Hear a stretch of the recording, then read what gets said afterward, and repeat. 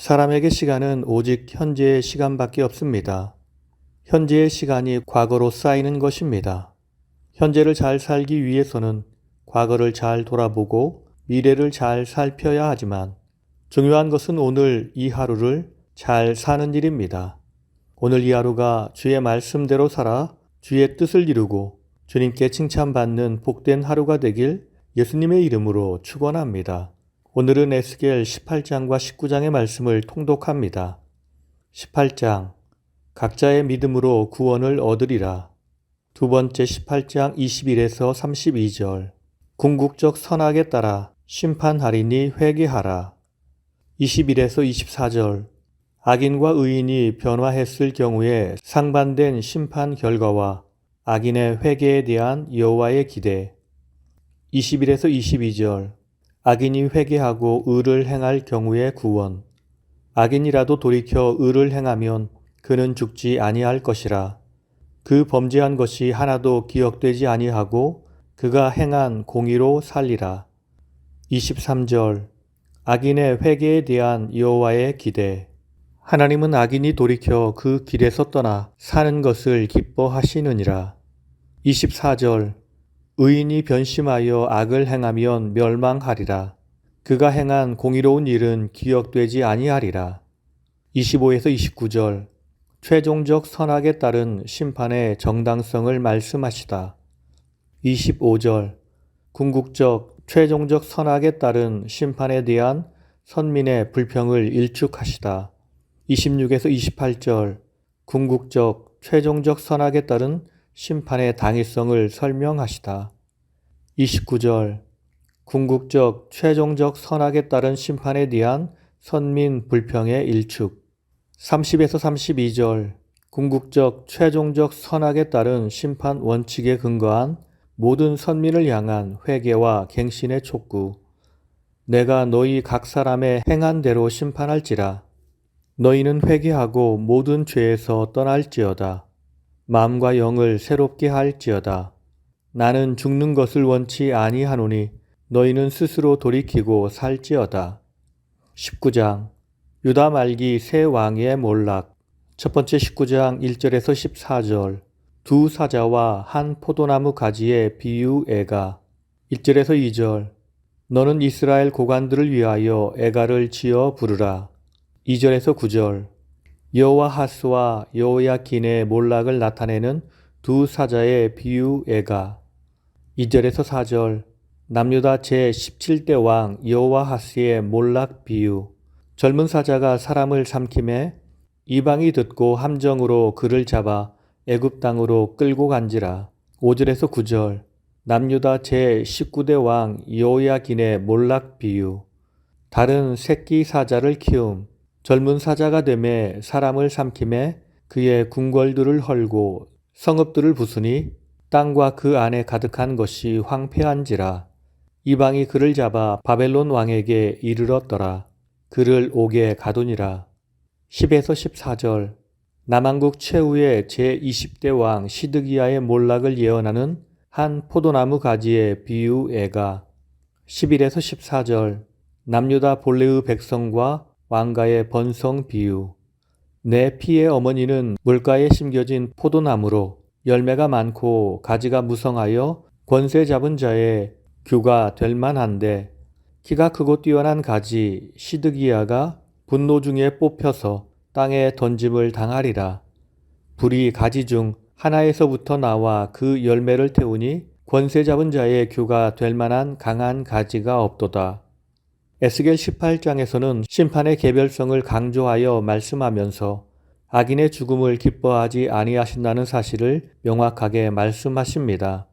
곧 이스라엘 백성이 과거의 죄로부터 돌이키고 회개함으로 구원을 얻을 것을 촉구하시는 것입니다. 그런데 19장에서는 두 사자와 한 포도나무 가지의 비유를 사용한 에스겔의 애가를 통하여 유다 말기의 새 왕의 몰락을 묘사합니다. 먼저 전반부 1절에서 4절은 유다의 제17대 왕 여호와하스에 대한 애가입니다. 그리고 중반부 5절에서 9절은 시드기야에 대한 애가로 보기도 하지만 대체로 유다의 제19대 왕 여호야긴에 대한 애가로 봅니다. 그리고 후반부 10에서 14절은 유다의 마지막 왕 시드기야에 대한 애가입니다. 유다의 역사는 제16대 왕 요시야 왕 이후로 죄악과 실패와 굴욕으로 점철되어 있습니다. 그의 사후 3개월을 통치한 여호아하스, 11년을 통치한 여호야김, 3개월을 통치한 여호야긴, 11년을 통치한 시드기야 등 4명의 왕들이 유다의 명맥을 이어갔습니다.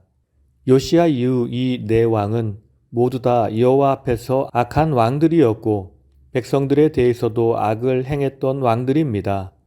더욱이 이 4왕은 모두 다 이방 강대국들의 침략을 경험했는데 여호아스는 통치 3개월 만인 주전 609년 애굽으로 끌려가 거기에서 죽었고 여호야김은 주전 605년에 바벨론의 침공을 받아 수많은 사람들이 바벨론으로 끌려가는 것을 눈물을 삼키고 보아야 했고 여호야긴 왕은 3개월 통치 끝인 주전 597년에 역시 바벨론의 침공을 받아 수많은 포로들과 함께 바벨론으로 끌려갔습니다.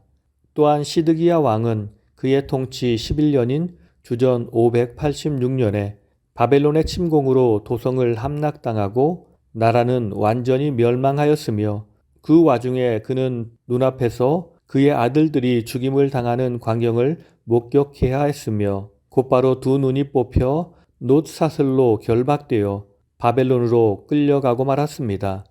이처럼 유다 왕국 마지막 약 23년 동안의 역사는 비극으로 점철되어 있었습니다.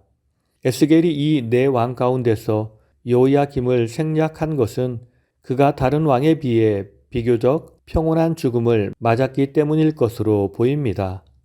오늘 말씀을 통해서 주시는 교훈은 첫째로 지금 의로운 삶을 살아가는 사람이 진정으로 구원받은 성도입니다.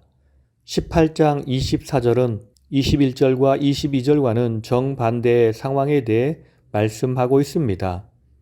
하나님께서는 악인이라도 그 악에서 돌이켜 당신의 율례를 지키고 의를 행하면 이전의 모든 죄는 용서함을 받고 죽지 않고 살 것을 말씀합니다. 그런데 24절에서는 비록 의인이었다 해도 그 의에서 떠나 악을 행하면 그의 과거의 의는 기억되지 않고 현재의 악으로 인하여 죽게 될 것이라고 말씀하십니다. 하나님께서 말씀하시는 바는 삶과 죽음을 결정하는 하나님의 판단은 사람의 과거의 상태가 아니라 현재의 상태임을 말씀합니다. 신앙인에게 가장 중요한 시간은 바로 현재입니다. 오늘을 잘 살기 위해서 우리는 과거를 생각하고 미래를 바라보아야 합니다. 오늘 잘 살아가지 못하면 내일은 희망이 없습니다. 과거도 의미가 없습니다. 그러므로 지금 우리의 죄를 돌이키고 지금 주님을 위해 충성해야 합니다. 2번째, 악을 고집하는 한 그 소망은 헛되며 허망할 뿐입니다. 19장 6절을 보면 젊은 사자가 되매 여러 사자 가운데 왕래하며 먹이 물어뜯기를 배워 사람을 삼키며 라고 말씀합니다. 여기서 젊은 사자는 남유다 제19대 왕인 여호야긴을 말합니다. 그가 젊은 사자가 되었다라는 것은 왕위에 올랐음을 말해주는 표현입니다. 여호야긴은 왕위에 오르자 여러 사자 가운데 왕래하였다고 말씀합니다. 이는 여호야긴의 활발한 정치적 활동을 표현하는 말씀입니다. 아마도 그는 당시 남유다 왕국이 당면한 정치적 위기를 극복하기 위해 여러 방안을 모색하고 효과적으로 백성을 통제하기 위해 여러 방법을 알아보기 위해 분주했을 것입니다. 그러나 그의 이런 노력은 왕으로서의 임기를 1년도 채우지 못하고 왕의 자리에서 내려와야 했습니다. 그 이유는 그의 내면에 존재하는 악한 습성이 문제였고 하나님이 그를 막으시니 그는 이를 이룰 수 없었던 것입니다. 이스라엘의 왕은 하나님의 사자인데도 그는 하나님을 의지하지 않았고 하나님의 뜻을 이루려 하지 않았습니다. 그래서 결국 망하게 된 것입니다. 그렇습니다. 우리의 악을 멀리하고 주님과 가까이 해야 우리의 소망은 이루어질 것입니다. 오직 주의 은혜로 이루어질 것입니다. 우리는 이 사실을 믿고 겸손히 주와 동행해야 합니다. 다 함께 기도하시겠습니다. 사랑이 많으신 하나님 감사합니다. 지금 우리와 동행하시며 우리에게 말씀해 주시는 주님, 우리가 그 음성을 듣고 지금 주님을 위해 일을 하는 주의 일꾼이 되게 하옵소서. 모든 과거와 미래는 하나님의 시간이지만 지금 현재가 하나님이 내게 주신 은혜의 시간임을 알고 이 시간을 우리 안에 있는 악을 버리고 주를 위해 충성하는 복된 시간이 되게 하옵소서. 오늘 하루의 삶을 통해 주님을 기쁘시게 하는 많은 열매를 맺게 하옵소서. 우리를 사랑하시는 예수님의 이름으로 기도드립니다. 아멘.